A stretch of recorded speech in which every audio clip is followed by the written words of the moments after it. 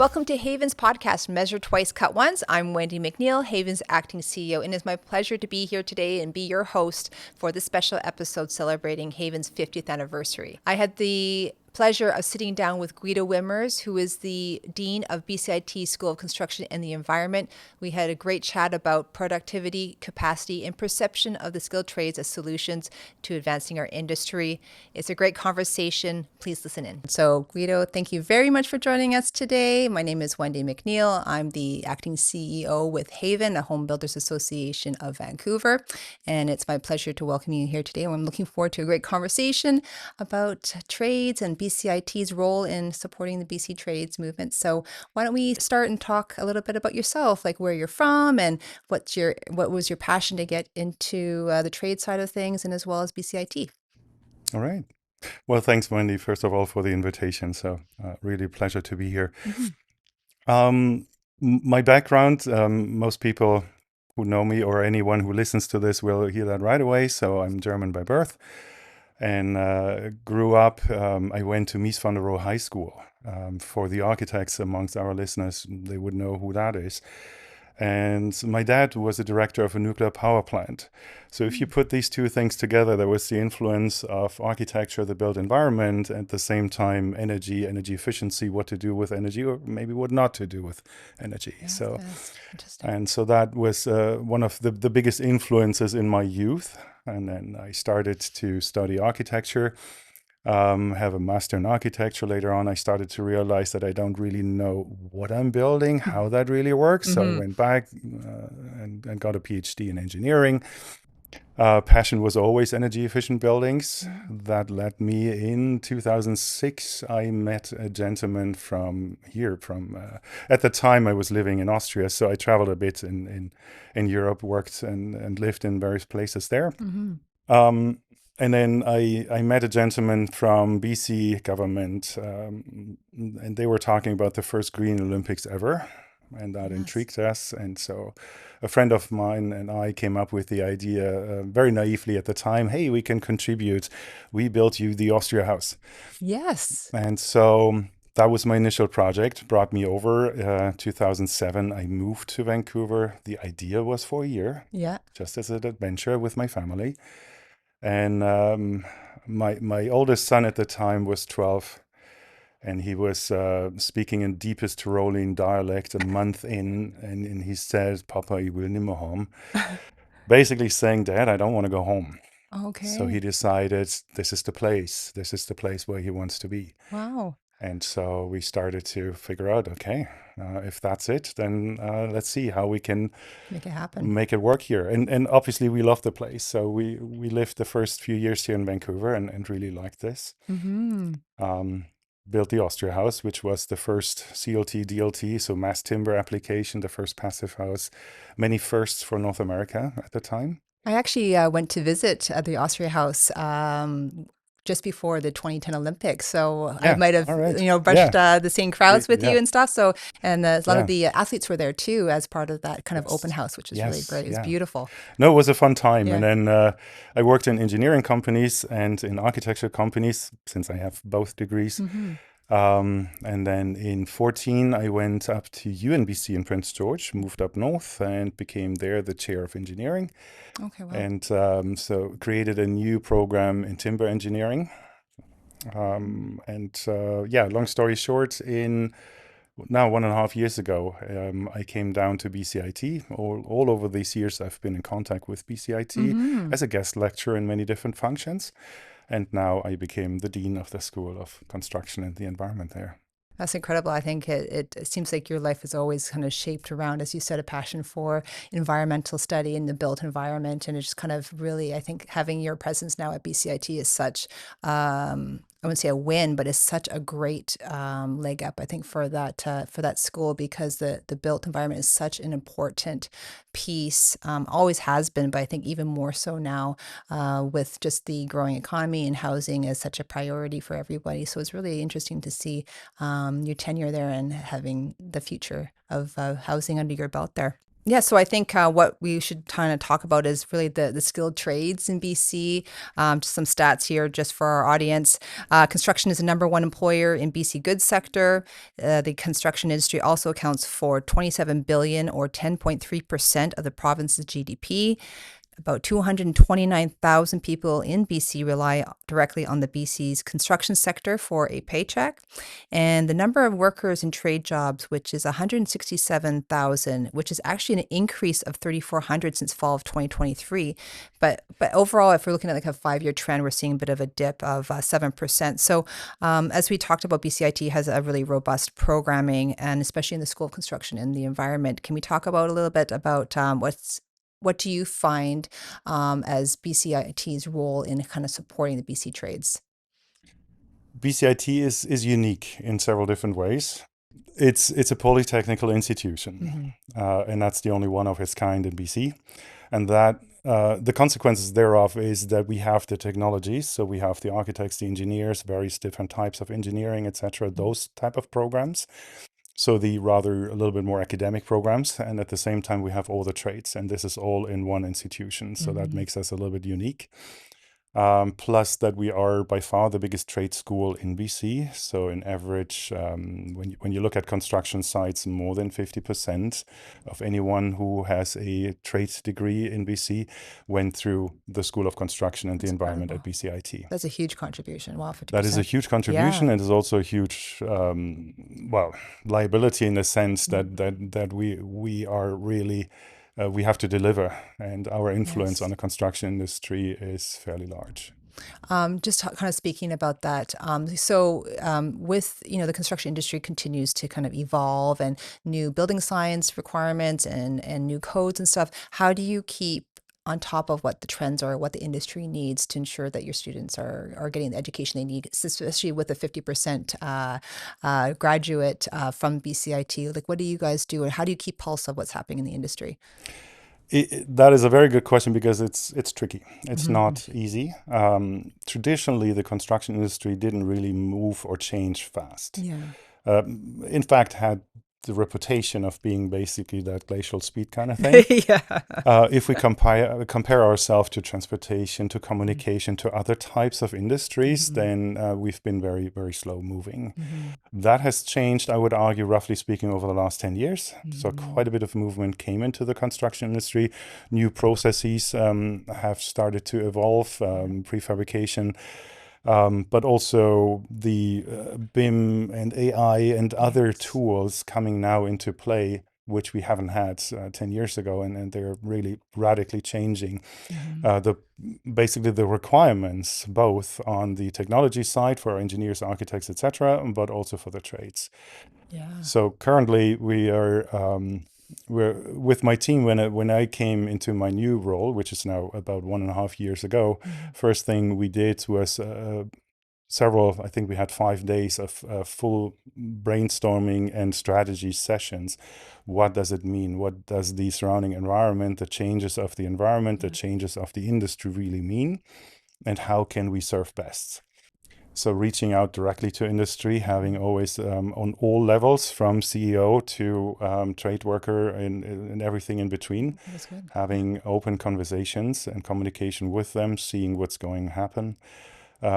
Study carefully in terms of what's happening in other countries. That gives us a rough idea where we might go, so that we can not necessarily predict the future, but to some degree have an idea what's going to come ahead of us. And so start to really update and upgrade our degrees and our curricula in the right direction, so that a student who enters today BCIT, depending on the type of program, they might leave in 2 or 4 years.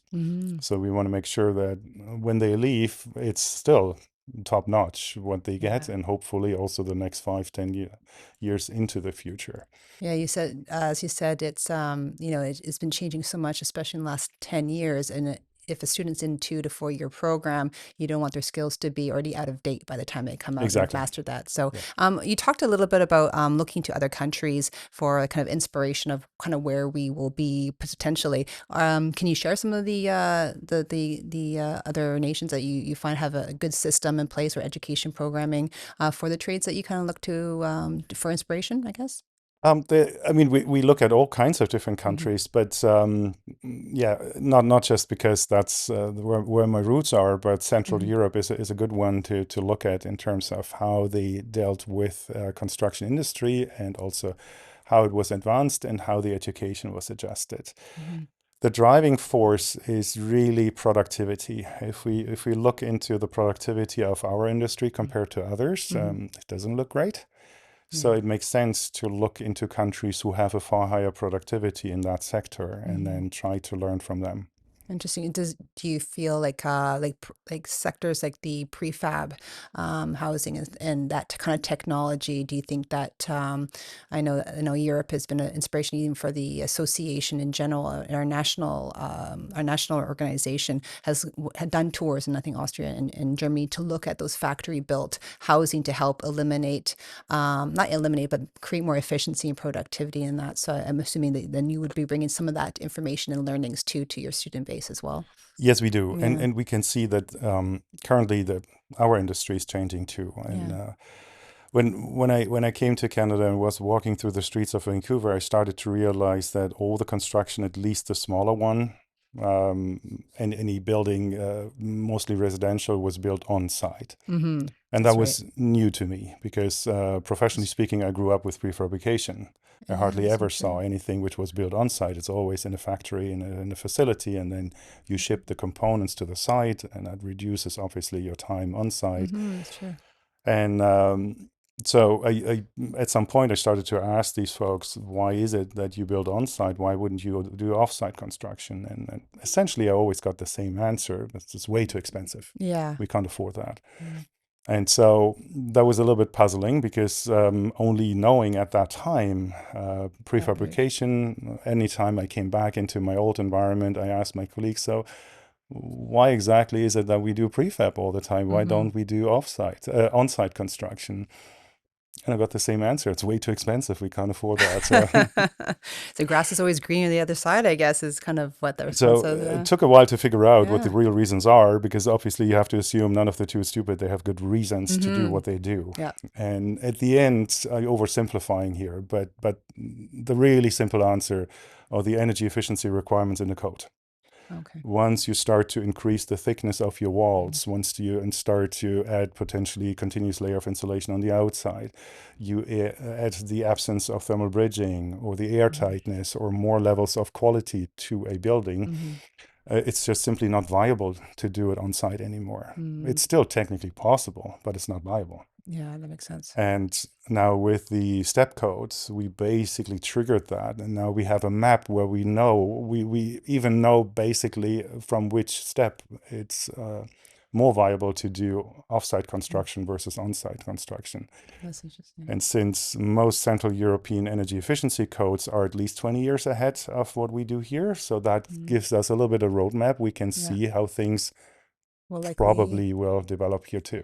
That's interesting.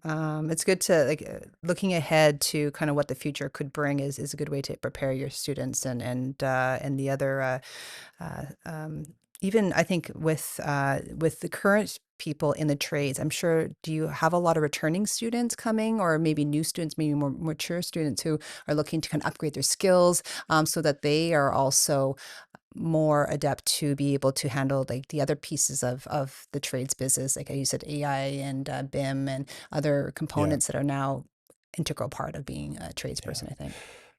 I would argue we have probably three different types of returning students. Hmm. We have one large group who has a degree from another institution, Hmm. so they're not exactly returning to us, but they're returning back into the educational environment Mm. because they want to have a more hands-on experience. Mm. Yeah. And that's what you get with BCIT, where everything is much more focusing on the applied fields and making our students industry ready.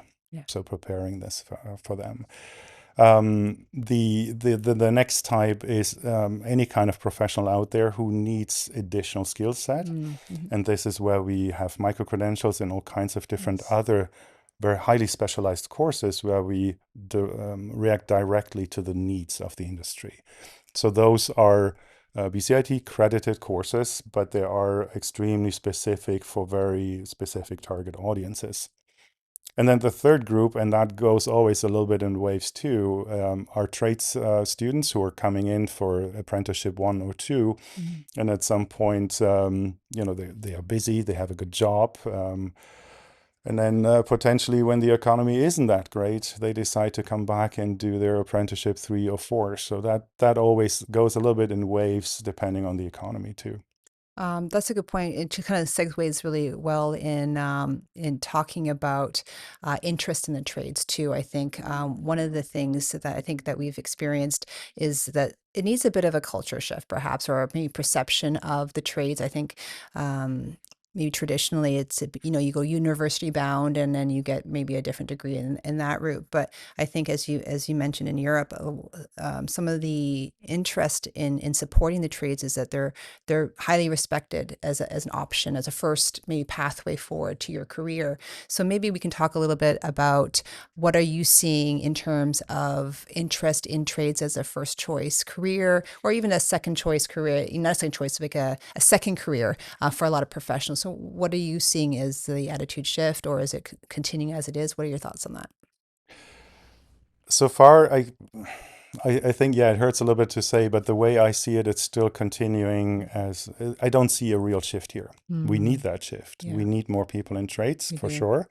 But I just don't see it in larger numbers. It might be a percent here or a percent there, but nothing significant. Hmm. You're right. There is this very interesting group who comes in as a trade, as a second choice. Hmm. And those are typically highly dedicated and really know what they want to do. And you have, when we think about young kids in high schools or even in elementary schools, you start to develop certain passions. You start to develop Hmm. skills, skills with your hands, with your brain, whatever it is, right? And I think in our society we still have this. Uh, Trades are not seen equal to any Hmm. kind of university degree or something like this. And Hmm. so parents in the best interest Yeah. push their kids rather to a higher degree than going for trades. Hmm.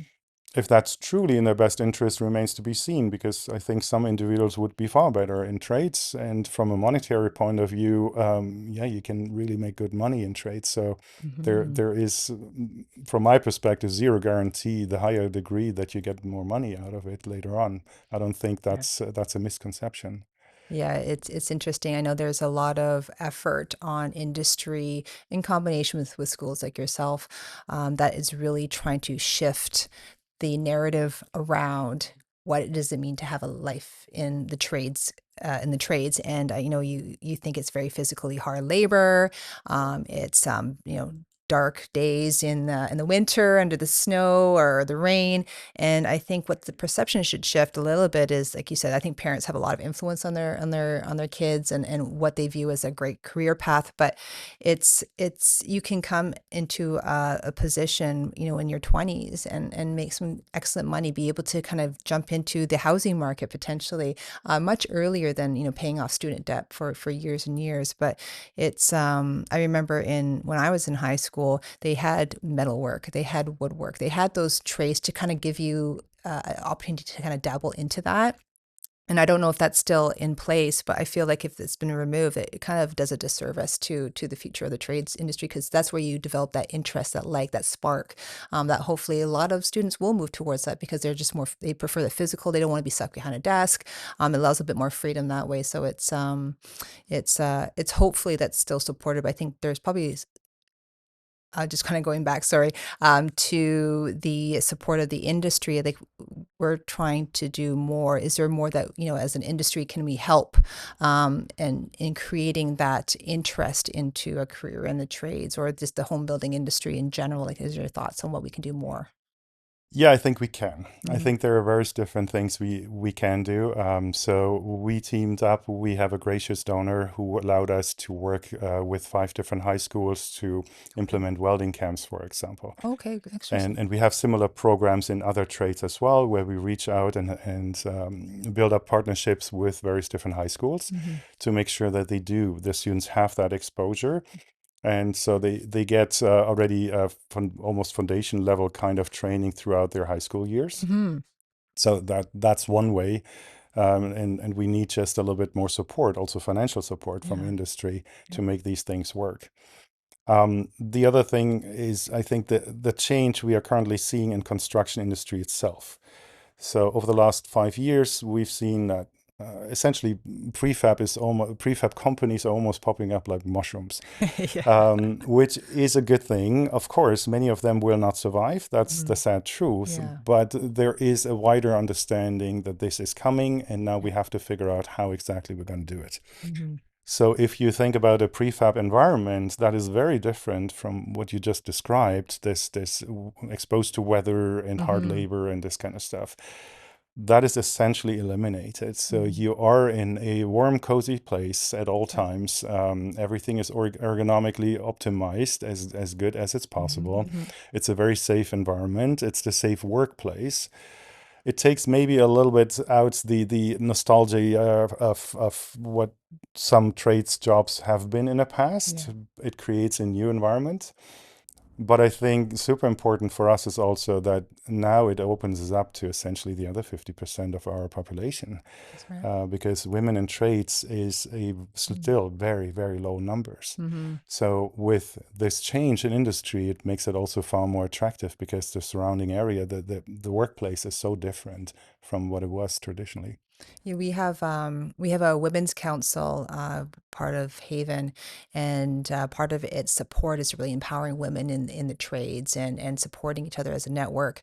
But they also support BCIT's ACE program, which you mentioned, I think, as kind of maybe a bridge between high school and with the industry and higher learning. So, can you talk a little bit about ACE ACE and is a its importance? program, architecture, construction, and engineering. Mm, So essentially, it students in high school level can apply for it, and there is a kind of a selection process where we mm, partner up again with these high schools. mm-hmm.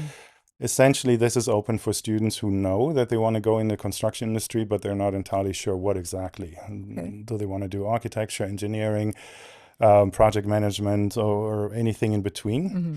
And it allows them, first off, getting some credits at BCIT. So they get actually a fair amount of credits, 5 courses in total, Okay, that's good. through a 1 year process. And then also 2 long internships with 2 different types of companies, paid internships, actually nicely paid for the Okay, students. nice. Okay. So they have the chance to really get into the work environment in at least 2 different locations Mm-hmm. or types of jobs. And that helps them to decide which one they really want to go for. Um, I think it's a bit more tricky, but we would love to do the same thing for trades as well. Mm-hmm. And there is a short program, just a few weeks, where we Okay. have something similar for trades, Oh, that's but great. maybe we have to expand that and get more time, so have students exposed a little bit longer for various different types of trades.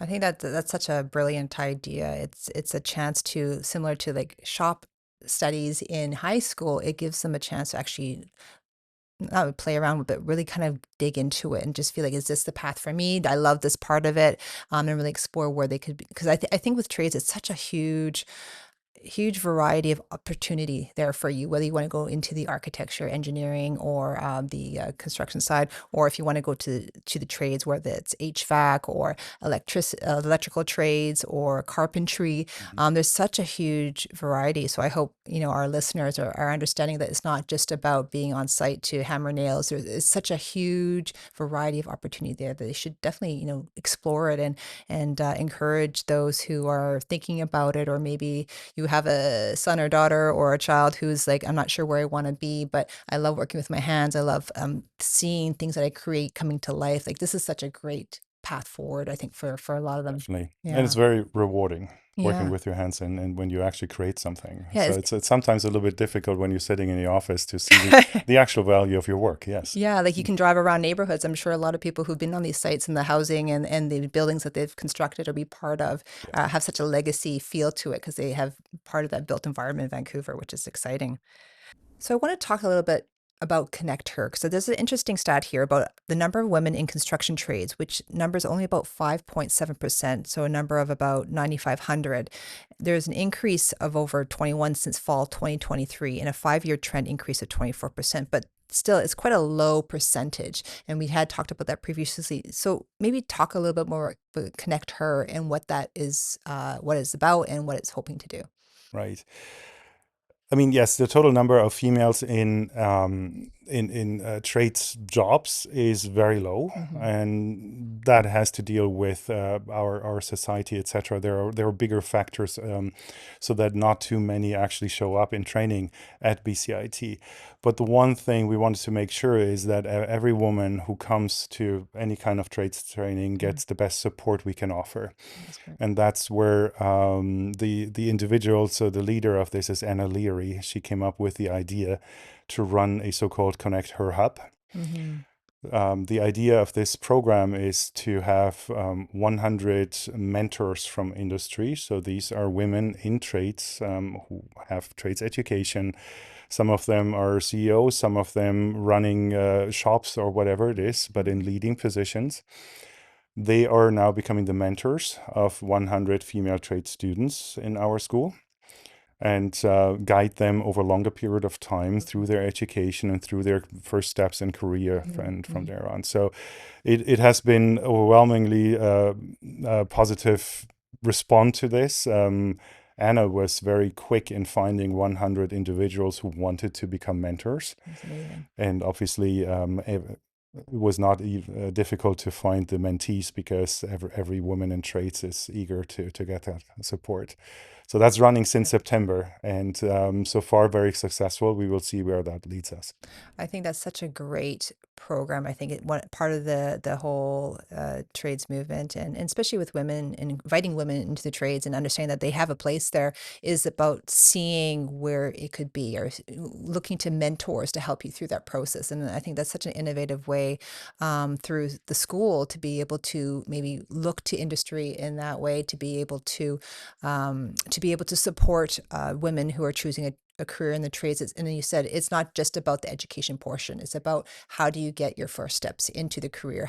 What are some of the challenges they had to navigate, and just giving them a better, I guess, a foundation on pursuing that that career path, which is really, really interesting. You said this is the first year into it. Do you maybe perhaps see that it could be a more another reoccurring type of program? I hope so. Yeah. I mean, this is a pilot, Yeah. and we will see where that leads us. But of course, the hope is to have this reoccurring, and basically for every new cohort or for every year, having new mentors coming in and teaming up with our mentees. So kind of talking about, the attitude changes and seeing hopefully in the future a shift towards the attitudes in the careers as a tradesperson. What are some of the exciting things that you've been seeing with the trades? I know you talked a little bit about BIM and AI. Are there other things that you thought would be interesting to the listeners about what is evolving with the construction trades and programming? I think exactly the things you mentioned with BIM and AI. We've had huge progress in the office part of any kind of operation. But we haven't found the same level of modernization in the practical part, in the actual manufacturing of something. And that's the part which is still missing. So they move forward at a different speed. So the discrepancy between the two and the difficulties to understand each other became potentially even larger than it was 10 or 20 years ago. Yeah. So the disconnect might be even larger. So now it's really the time to get the manufacturing under control, in increasing the productivity and having processes in place where we can be competitive again, and that will certainly also reduce the construction costs themselves. So that will, any form of, typically it's called offsite construction, prefabrication, or anything like this, doesn't really matter. It's in a controlled environment where you produce components of a building. And of course, you can add any level of automation to it if you like so. Not mandatory, but you could, which means robotics, Yeah, and any that's form of right. automation included. So that would increase further the productivity as well. These are the big changes we will see over the next 10 years in our industry. Do you feel like that change is, or maybe who's responsible for that change? Do you feel like this just a response to other things that are happening around globally, or do you feel like it's just the need for where building is going? Like, what do you feel is the catalyst to that shift forward? There are several pressures. So cost pressure is clearly one of them. Mm-hmm. Looking at our construction industry, I think we have to face it. It's not productive. Mm-hmm. It's the worst out of the G7 if it comes down to the actual productivity. Right. At least on an annual base, on an hourly base, it's a tricky one because Japan is hypothetically even worse, but then they work so many more hours. So uh, but bottom line Change, is yeah. our productivity is not great. Yeah. So I think optimizing processes to get the productivity up will make things much easier, will Mm-hmm. reduce the costs. Yeah. Will obviously also play into this. Once in a while, you hear these numbers of skilled workers. How many are we missing now? How many are Yeah. we gonna miss in 5 or 10 years or With something? retirements and stuff. Yeah. Um, and I'm not disputing that there is a pressure from that end, but at the same time, if we're able to increase the productivity, then maybe we're not missing anyone. Mm-hmm. Maybe we're going to be fine. So I Right. think it's very important to not forget about this, that we can optimize our processes and increase productivity. That's very true. So cost and labor availability are probably the two largest forces pushing us in this direction. I find it in talking about processes and efficiency and just productivity, maybe we'll just kind of foyer into the tariff situation and I think one of the interesting things that have resulted from the tariff threat. Currently, it changes daily, but it has made Canadians, I think, look inward and BCers look inward at what can we do to make our economy more resilient, our just everything that we do. Can we look to homegrown talent, whether it's trades or otherwise? So, what are your thoughts on perhaps what do you think will there be any positive movement with looking at the trades and looking at processes and really building up our economy, whether it is having factories that can do more prefab in BC? Do you think that will have, or hopefully do you think there will be an effect of that positively in BC? I truly hope so. Mm-hmm. And I think that the time is obviously overdue to do Mm-hmm. these kind of things. Yeah. I mean, we're still shipping raw logs to countries instead of adding value to products and having Mm-hmm. engineered wood products or anything like this. That's right. And that's basically true for any other part of the construction industry as well. So we Yeah. were too long too reliant on our southern neighbor or on other imports. Mm-hmm. So I think it's really time that we try to. It's never going to be 100%, and No, no. I'm not going to say globalization is over, is dead, but it obviously it's much more limited now than it was a few years ago. Yeah, I agree. So Yeah. we have to learn to make the best out of what we got and become competitive in whatever we produce. Yeah, I agree. I think what it's kind of elected to fire in I think everybody in the politics side is are we doing enough? Are we doing enough to make sure that we can continue moving forward? Are we doing enough to be somewhat resilient? Are we doing enough to be able to really be an investment country, right, for other foreign investment or just in our own people? So I think it's going to be interesting to see what happens over the next 4 years, if not tomorrow, just to see. Hopefully, there's a shift there. I think there's such a great opportunity to support the workers in our country. But also, I was just going to kind of narrow the focus to BC, and by investing in students who can do technology, if you're investing in economies and businesses that will help sustain BC, I think it'll be really interesting to see. I hope there is that. Maybe that's that spark that kind of maybe moves things forward, like COVID did for online communications, and that maybe this is what we need to make that move forward. Yeah, Yeah. no, I absolutely agree, and I think the pressure is there already. The tariffs are just accelerating a little Mm-hmm, bit. mm-hmm. But the pressure was there before, Yeah. that we have to become a little bit more independent and generate more value in our country. Yeah. Interesting. All right. So we'll we'll take away a bit from that. And, we talked about the skilled labor shortage, and you talked a little bit about the retiring population. I think there's a lot of messaging out there that with the retirement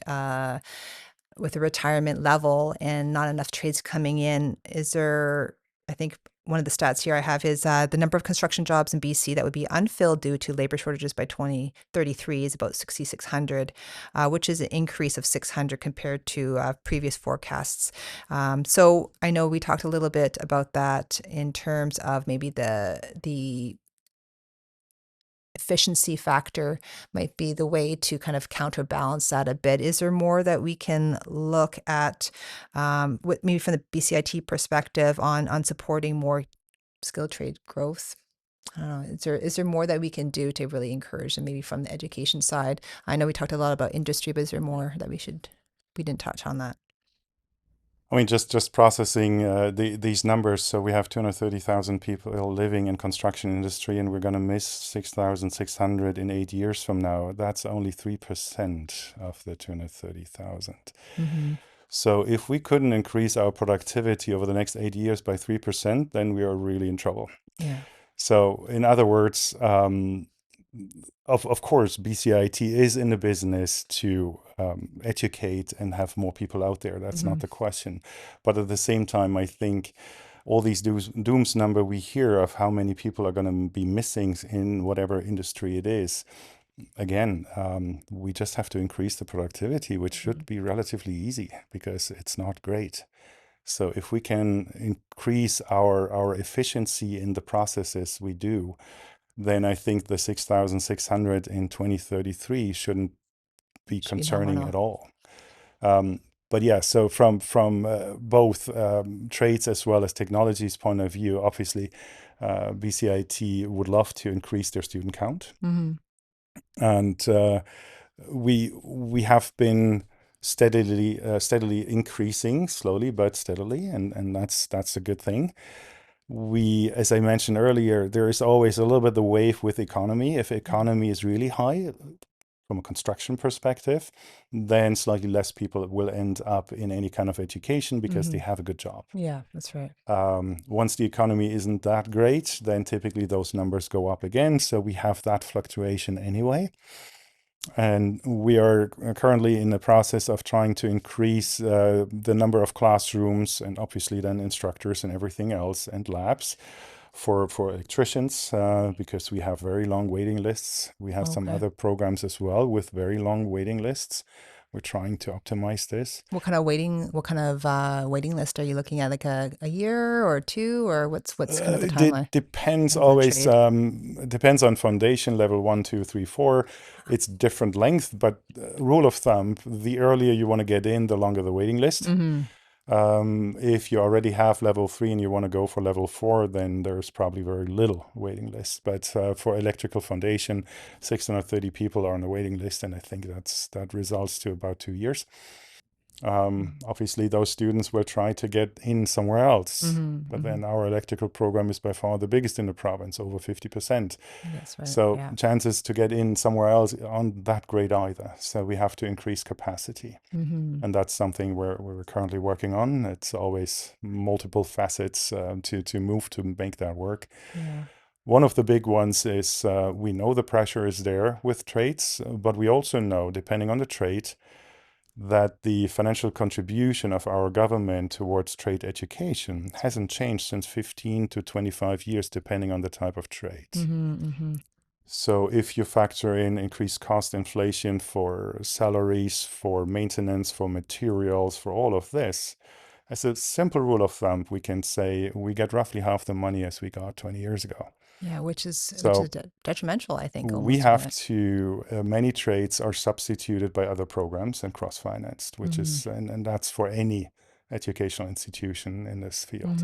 That's not ideal. So we really need to put an emphasis on putting the financial support towards trades so that they can get properly trained. Yeah, I think the BC budget was dropped on the 4th, and I know obviously we expected it to focus more on the on the tariff response, but I think it's disappointing to see that, like you said, that the trade support and that crucial piece for our economic health, I don't think was really even mentioned in there, other than what is And it as you wasn't said. addressed over many, Yeah, many years yeah. prior where we had a good run. Mm-hmm.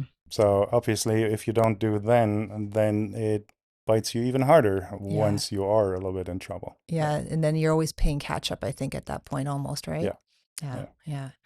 Well, it's definitely something that I think as an industry, it'll be part of I think, the conversation and encouraging that, because I think the home building industry, as we mentioned, is such an important piece to the GDP, especially for BC. And it doesn't just start with the housing. You have to go back, and having the trades to come in who are skilled, who have the training, who have access to the classrooms that places like BCIT offer, and then move them through the system and then to the career, and then kind of it's like a full circle, right? So I think we have to encourage, as an industry ourselves, on the importance of supporting post-secondary education programs and schools that do such an important job to funnel the Yes. future. The other alternative would be to increase tuition, Mm-hmm. which, I mean, legally we aren't allowed to do anyway. That's a 2% increase per year. Mm-hmm. But also morally, I think that's a very wrong thing to do. Yeah, yeah, So that's not really going to help the industry because less people will be able to afford it. that's right. So yeah, That's I think right. you're right.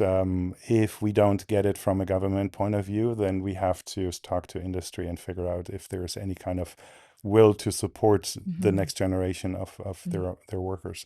I think there definitely is a lot of interest. I think a lot of industry have seen that, there's only so many resources to go around, and unfortunately not enough for our skills trades. So I think that we have to do more where we can to support it, whether just helping to shift the thought on trades as as a career path, as we mentioned before, but also the resources that takes to run a school, to run classrooms with actual practical training. Is such an important piece. So I think that as a home builders association, we'll do what we can to also support that as well. And also the equipment needed for Mm-hmm. that education becomes more complex and therefore also more expensive. You're right. Again, example, electricians. Now, I don't even know how many, but quite a few robots are in the classrooms, etc., because that becomes part of the education. Mm-hmm. And those machines are not cheap, right? So 20 Right. years ago, the materials and the equipment you needed was very different than what we are now dealing with. Mm-hmm.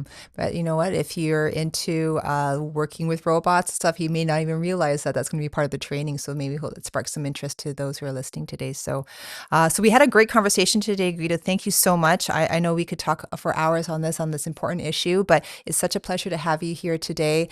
And Haven, as you know, is a home builders association of Vancouver. We have 1,100 member companies in the residential space. We build about 65% of the homes. So we have a huge gamut of members who are passionate about this industry and looking to the future and supporting the next generation of builders, architects, tradespeople. So we look forward to continuing the conversation. Thank you, Wendy. Yeah, Thank you thank you so so much for having much. me. It All was fun. right. I'm Wendy McNeil, and I look forward to bringing more conversations to you about exploring solutions to help the residential construction industry. Special thanks to our sponsors, BC Hydro, BC Housing, Fortis BC, and Trail Appliances. For more information and links from today's episode, please go to haven.ca/measure twice, cut once. And thank you for joining us.